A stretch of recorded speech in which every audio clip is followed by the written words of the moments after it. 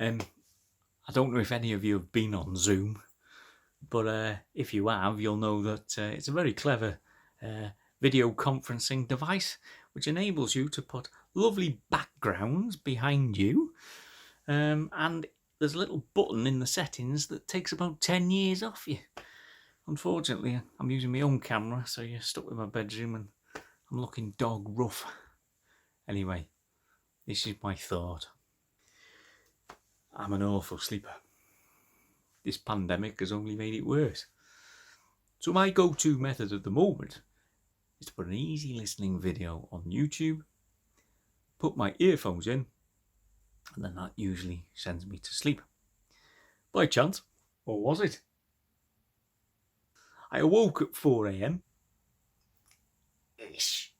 to a young man reading a poem I'd never heard before, The Dream of the Rood. That's the cross to you and me. Immediately, I thought of an extract of a book I'd read by Andrew Walls called The Missionary Movement in Christian History. In the first chapter, he describes what it would be like to be an interstellar time traveller, studying Christians or followers of Jesus throughout the ages, and the differences he or she would see. Now, in the first few years after the resurrection, the main followers would identify as Jewish, worship in the temple, and have large close families.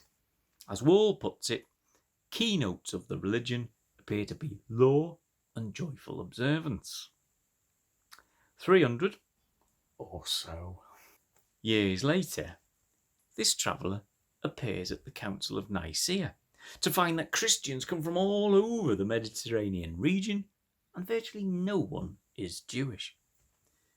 They don't have families as they don't think they should marry, and their holy day is the first day and not the seventh.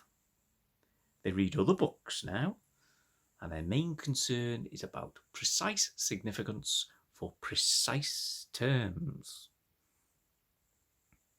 In the space of 300 years, Christianity and Christians are completely different.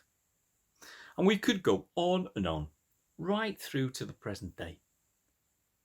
But I would like to return to the poem. Here is the first recorded Christian poem in Britain, and it was written in Old English during the times of the Anglo-Saxons. It is a good example of how our culture influences our religion. Vice versa, of course.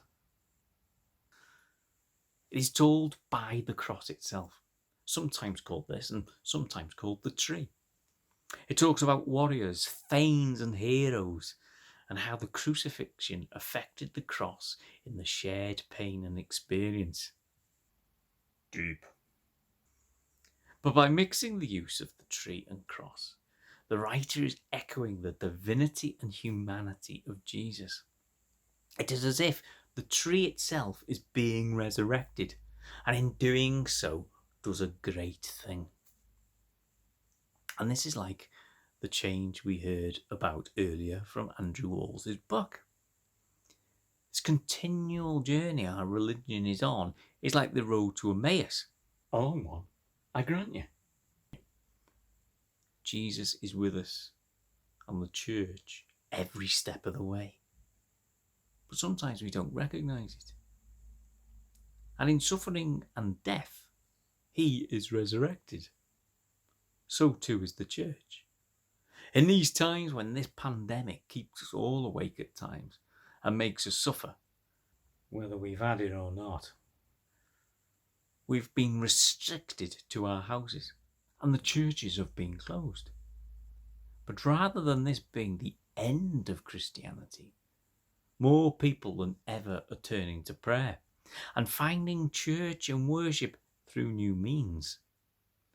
We are recognising Christ in new ways, and the people new to Christ are starting to walk with him. Tidy. We cannot praise God enough for bringing his only Son back to us and the hope he brings into our lives. Amen.